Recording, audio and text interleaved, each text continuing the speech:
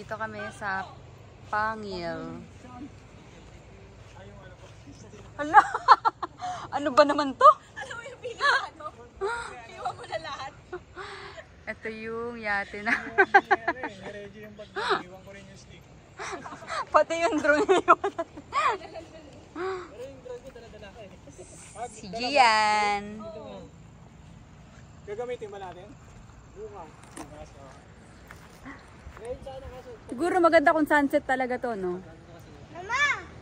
Nagdaktil dito shell.